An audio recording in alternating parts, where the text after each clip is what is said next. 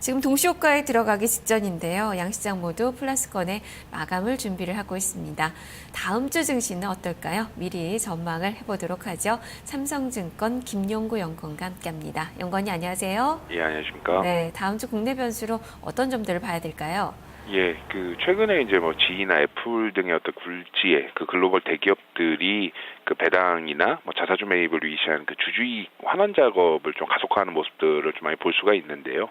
아무래도 뭐 그 발단은 뭐 연이은 어떤 주가 침체의 어떤 대안, 그래서 기업 이익을 좀 주주들과 이제 공유를 하면서 좀 투자 심리 좀 부양하려는 어떤 노력 일환으로는 해석을 해볼 수가 있을 것인데요. 이러한 어떤 그 주주이익의 어떤 환원 작업이 좀 우리 증시에서도 많이 좀 계속 늘어나고 있고, 이러한 어떤 기조가 이어질 거다라는 거 좀 주목을 해볼 필요가 있다라고 보고 있습니다. 이유는 세 가지 측면에서 좀 살펴볼 수가 있는데요. 먼저 이제 한국 경제 역시도 뭐 가파른 어떤 성장 단계를 이제 지났고, 이제 성숙 단계로 이제 진입을 하다 보니까 예전처럼 이제 막대한 규모의 어떤 설비 투자에 대한 수요가 많이 좀 줄어들었습니다. 따라서 어떤 무리하게 외연 확장을 하기보다는 기업 내부적으로 어떤 내실을 갖추는 어떤 활동들이 많아지다 보니까 기업들별로 이제 이 내부 자금 축적이 좀 빠르게 좀 진행되고 있는 걸로 좀 볼 수가 있습니다. 그러니까 두 번째는 기업들이 이제 현금성 자산 보유고가 좀 지속적으로 좀 증가하고 있다라는 부분이 될 텐데요. 아무래도 이런 부분은 이제 뭐 어떤 신규 투자처가 좀 감소하고 있고, 그리고 이제 그 장기 저금리로 인해서 이 자금 차입이 좀 원활하게 이제 진행될 수 있다라는 부분과 이제 이유를 같이 하는데요.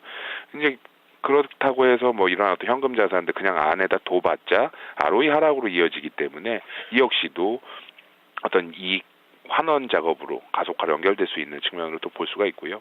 마지막은 이제 우리나라도 이제 고령화 트렌드가 이제 가속화되다 보니까 연금과 같은 어떤 이 고정된 캐시플로우 주는 자산에 대한 어떤 투자자들의 니즈가 좀 커지고 있는 모습입니다.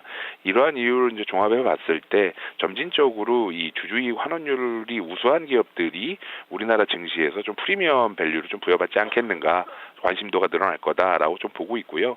이런 관점에서 한 500개 기업, 그러니까 주요 500개 기업들 한번 정리를 해봤는데요. 일단은 그 주주이익 환원율이 높은 기업으로는 대교, 그리고 무림 PMP, 제일기획, 그리고 코에이, 율촌화학, 휴캠스, GKL, 삼성생명, 진성 TEC, 자화전자 등이 좀 뽑혔습니다. 그러니까 이런 기업들 한번 계속 좀 관심 가져보셔도 나쁘진 않을 것 같습니다. 네. 자, 그러면 또 해외 쪽에서의 변수도 볼까요? 대외 변수로는 어떤 점에 주목을 하시는지요? 일단은 저희가 이제 5월이나 그리고 2월 전망에 있어서 핵심 변수로 봤던 게 그 각국 통화 당국의 어떤 양적 완화, 경기 부양 스탠스였거든요. 근데 금주에 5월 1일 미국 FOMC, 그리고 5월 2일 22 금정위에서 이러한 어떤 저희의 생각들을 지지하는 형태의 어떤 스탠스가 좀 확고화됐습니다. 그래서 이런 어떤 의미들을 계속해서 되짚어 볼 필요가 있다라고 보는데요. FOMC에서는 뭐 최근 부진한 어떤 경제 지표에서 볼 수 있었듯이 시퀘스터 영향력, 그런 어떤 부정적 효과가 좀 가시화되다 보니까 최근 나오는 지표들 상당히 좀 안 좋게는 나오고 있습니다. 그리고 정치권도 혼란스러운 상황인데, 따라서 이런 어떤 교착 상태 계속되는 한, 그리고 이제 실업률이 6.5% 목표였던 그 이하로 떨어지지 않는 한 이 QE3 등의 어떤 양적 완화 정책은 앞으로도 계속될 것이다라는 부분이 좀 명확해졌다라고 좀 볼 수가 있고요.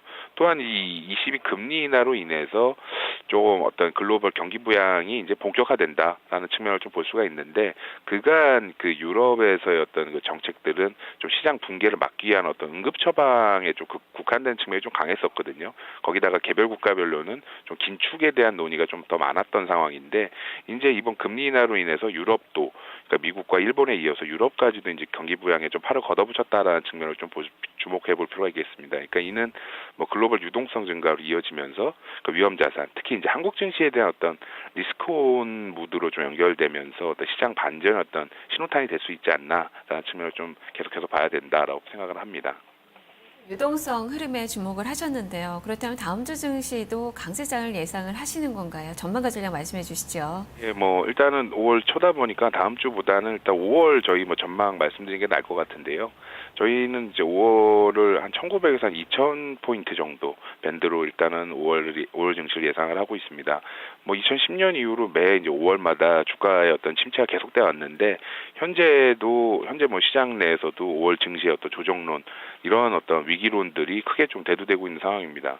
그러니까 물론 어떤 미국과 중국 등 어떤 글로벌 주요 국가의 경제 지표들 뭐 여전히 뭐 부진한 흐름 보이고 있고 뭐 경기 모멘텀 역시도 언제쯤 확실히 돌아설지 뭐 자신하기 어려운 거는 뭐 틀림없습니다.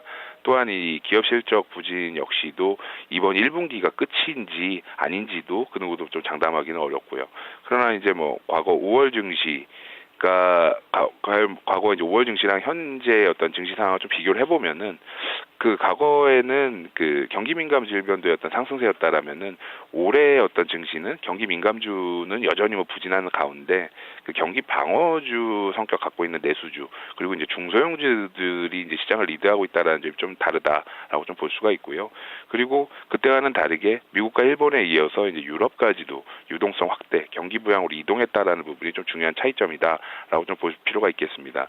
그리고 과거 5월은 경기가 꺾이는 시기였는데 이제 요번에는 이제 그 경기가 작년 3분기 저점으로 하고 상승 국면으로 이제 진입하는 과정이었다라는 부분이 좀 차이가 난다라는 측면을 말씀드릴 수가 있습니다. 따라서 저희는 5월에는 뭐 한 2,000선 탈환 시도 계속 이어질 것이다. 라고 좀 보고 있고요. 좀 실적 모멘텀 갖춘 IT 그리고 이제 정책적이나 뭐 트렌드 변화 수혜 기대되는 어떤 중소형 성장주들이 시장 상승 좀 이끌지 않겠는가라고 좀 보고 있습니다. 이상입니다. 네, 알겠습니다. 말씀 잘 들었습니다. 감사합니다. 네, 이렇게 다음 주 증시에 대해서 미리 전망을 해봤습니다. 삼성증권 김용구 연구원이었습니다.